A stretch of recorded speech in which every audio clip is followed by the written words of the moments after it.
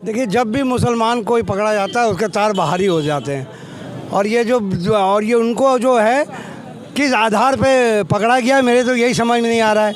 जब हिंदू बोलता है गोली मारो सालों को, तो उनको छूट दे दी जाती है। हमने रामभद्राचार्य की कथा सुनी है, जहाँ पर यह कहा गया कि मठ का मठाधीश जो होता है वो कुत्ता का जन्म पाता है।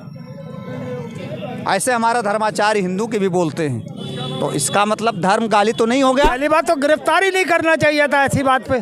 कौन सी इतनी बड़ी बात थी? कुत्ती को भी फंसाया जा रहा है और इसमें ये भी हो रहा है ना कि अभी ये गाज किसी और पे भी गिर सकती है। कुत्ता तो भैरव जी की सवारी है, और भैरव जी का दर्शन किए बगैर माँ दुर्गा का कार्य ही नहीं पूरा हो सकता है।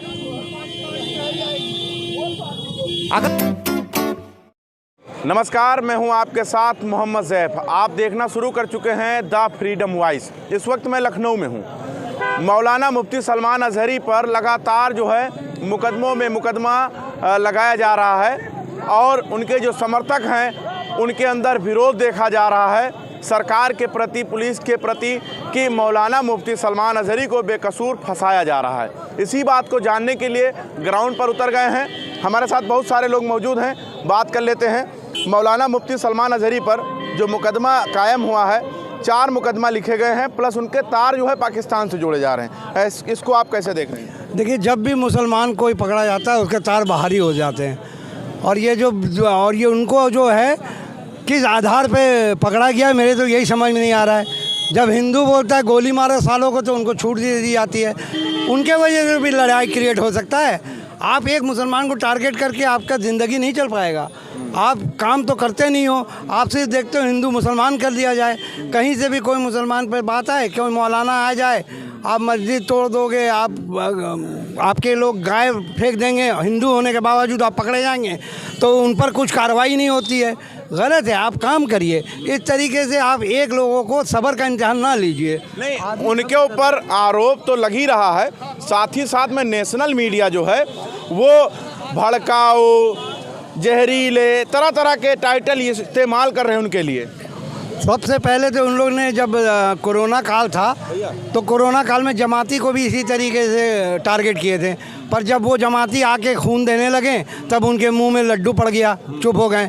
ये सबसे पहले तो इनके नाम FIR करना चाहिए, इनको जेल होना चाहिए। अगर कल कुछ बात हो जाती है मीडिया को, क्योंकि कल अगर कोई बात हो जाता है, हिंदू मुसलमान दंगा हो जाता है, उसका जिम्मेदार कौन होगा? जिस तरीके से भड़काऊ भाषण दे रही है आप देश के चौथे स्तंभ है।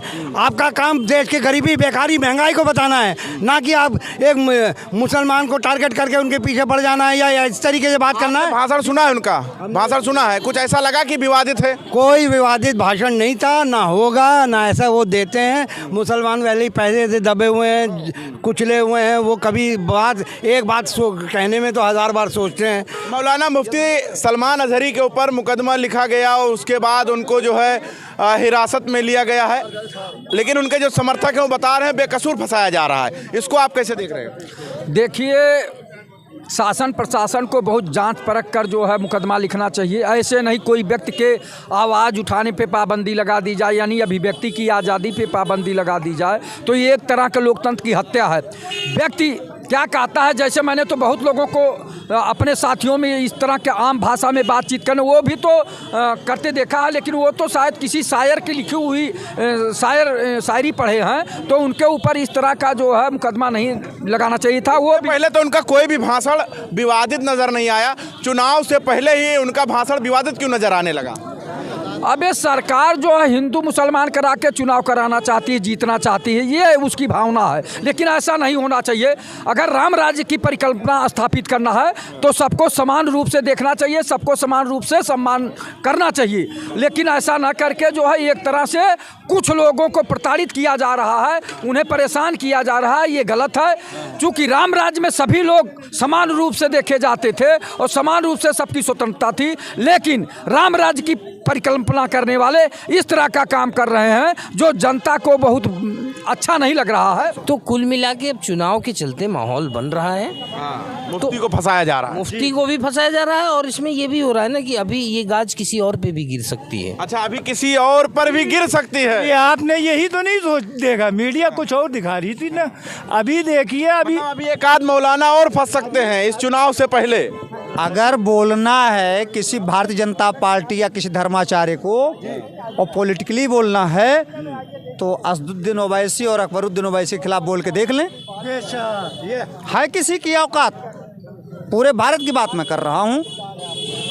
जो भारतीय जनता पार्टी या शिंदे की सरकार या वहां शिवसेना की सरकार या वो क्यों नहीं बोल पाएंगे? मैं तो कह रहा हूं बोल करके देख लें, औकात है तो। दूसरे दिन वो लोग बिछ जाएंगे बिस्तर पर, हॉस्पिटलाइज हो जाएंगे लोग। ऐसा क्या कर हो जाएगा कि मतलब हॉस्पिटलाइज हो जाएंगे? तो करके देख लें एक बार। पॉलिटिकल लोगों के खिलाफ भी क्यों नहीं बोलते? ये धर्माचार्यों के खिलाफ क्यों बोलते हैं? अगर वो धार्मिक तकरीर अपने यहाँ कर रहे थे तो वहाँ बैठे लोगों को एतराज करने की आवश्यकता थी, पॉलिटिकल लोगों को आवश्यकता नहीं थी, क्योंकि पॉलिटिकल तकरीर नहीं हो रही थी। मुझको लगता है धार्मिक तकरीर वो कर रहे थे और उसमें उदाहरण दिए। जैसे हमारे यहाँ कथा भी होती है तमाम जगहों पर रामचरितमानस की कथाओं में राजेश्वरानंद जी की हमने कथा सुनी है, हमने रामभद्राचार्य की कथा सुनी है, जहाँ पर यह कहा गया कि मठ का मठाधीश जो होता है वो कुत्ता का जन्म पाता है। ऐसे हमारा धर्माचार्य हिंदू के भी बोलते हैं। तो इसका मतलब धर्म गाली तो नहीं हो गया? कुत्ता सबके घर में पाला जाता है, अपने बच्चे का पालन पोषण करने के लिए मैड रखी जाती है और कुत्ते के बच्चे को पालने के लिए लोग उसकी टट्टी स्वयं साफ करते हैं। तो कुत्ता होना छोटी बात तो नहीं है। कुत्ता तो भैरव जी की सवारी है और भैरव जी का दर्शन किए बगैर माँ दुर्गा का कार्य ही नहीं पूरा हो सकता है। अगर मुफ्ती ने जो बात कही है गलत नहीं कही है, इसमें वो किस परिप्रेक्ष्य में उदाहरण दिया उन्होंने, अपने मानने वालों के बीच में तकरीर कर रहे थे, तो इसे पॉलिटिकल नहीं बनाया जाना चाहिए और निश्चित तौर पर कोर्ट भी उनको छोड़ेगी इस मसले पर। अगर वो पब्लिकली पॉलिटिकली कोई बात कर रहे थे, भड़काऊ भाषण कहीं दे रहे होते, अगर उन्होंने उदाहरण के तौर पर यूज किया है तो ये कोई गलत। तो उन्होंने नेता का सपोर्ट किया, ना किसी नेता का नाम लिया, इजराइल का नाम लेते हुए उन्होंने ये नारा लगाया था। तो आपको लगता है कार्रवाई, इतनी बड़ी कार्रवाई उनके साथ होना चाहिए? एटीएस ने उठाया उनको? नहीं, ये सरासर देखिए नाइंसाफ़ी है। ये खाली एक चुनावी माहौल बनाया जा रहा है। इससे पहले अगर आप देखेंगे तो सांसद जो एक हिंदुस्तान की एक गरिमा है, बराबर, वहाँ पर खड़े रह के एक सांसद खड़े रह के बाकायदा ऐसे शब्दों का प्रयोग करता है जो आप और मैं खुले मंचों से नहीं कर सकते। शर्म आनी चाहिए हमको। लेकिन उस सांसद के ऊपर कार्रवाई नहीं होती, क्योंकि वो भारतीय जनता पार्टी का इसलिए। तो जब देश के अंदर कॉन्स्टिट्यूशन एक है, संविधान एक है, तो कार्रवाई भी एक तरीके से होनी चाहिए, चाहे वो कोई भी XYZ। इन दिनों लगातार सोशल मीडिया पर मौलाना मुफ्ती सलमान अजहरी को लेकर लोग लिख रहे हैं कि उनकी रिहाई जो है जल्द होना चाहिए। अगर उन्हें फंसाया जा रहा है तो ऐसा नहीं होना चाहिए। देश में कानून सबके लिए बराबर होना चाहिए। आप इसको कैसे देख रहे हैं? बिल्कुल जाहिर सी बात है। पहली बात तो गिरफ्तारी नहीं करना चाहिए था ऐसी बात पे। कौन सी इतनी बड़ी बात थी? आप लोगों के जो सांसद हैं, मंत्री हैं, मुख्यमंत्री हैं, वो किस तरीके की बयानबाजी करते हैं, किस तरीके के आपने भ्रष्टाचारी, बलात्कारी, दुराचारी आपने अपनी सरकार में है, आपने क्या कभी उस पर एक्शन लिया? उन्होंने तो ये कहा कि हम जब सत्ता में हम आएंगे तो आज आपका वक्त है, कल हमारा वक्त होगा।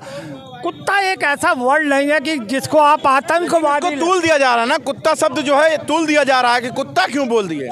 तो आपने हमें कटुआ बोला था, खालिस्तानी बोला था, पाकिस्तानी बोला था दानिश को, तो क्या उस पर कार्रवाई हुई? या टी राजा कौन है? और जो ये हैदराबाद के हैं टी राजा, बीजेपी के बड़े नेता हैं, वो है, अरे एक सैकड़ों हैं। इनकी तो टीम में ही पूरे भरे पड़े, एक से एक दुराचारी, एक से एक भ्रष्टाचारी, एक से एक बलात्कारी। इनकी पार्टी में कहीं एक भी एक्शन हुआ है? आपने राहुल गांधी पे मोदी के नाम से एक्शन ले लिया, अब की मुफ्ती साहब पे ले लिया, ऐसे न जाने जितने कांग्रेसी हैं।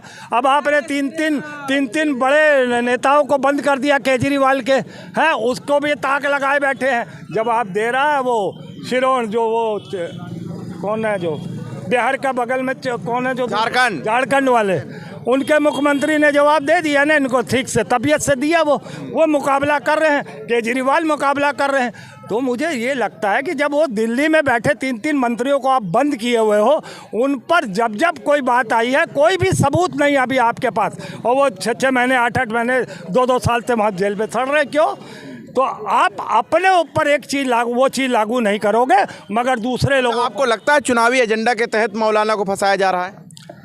नहीं, चुनावी माहौल बनाने के, चुनावी एजेंडा एक अलग चीज़ होगी। चुनावी माहौल हम इस तरीके से सीधे से समझिए, इसको माहौल बनाया जा रहा है कि हम किस तरीके से मुसलमानों पर दबाव बना सकते हैं, हम किस तरीके से ऐसा कर सकते हैं, हम हैं तो कर सकते हैं, कोई और सत्ता आई तो शायद ना कर पाए। मुसलमानों को जा रहा है हिंदुओं को कि हिंदू खतरे में, कितना शर्मनाक है यह प्रधानमंत्री का बयान। 80% हम हिंदू, 14% मुसलमानों से डर जाएंगे। कितना बेशरम निर्लज्ज प्रधानमंत्री है जो देश को, अपने हिंदुओं को कमजोर, रुस्वा और बदनाम करता है मुसलमानों के सामने। ऐसे को क्या सत्ता में लाना चाहेंगे जो 80% हिंदुओं को बदनाम करता है?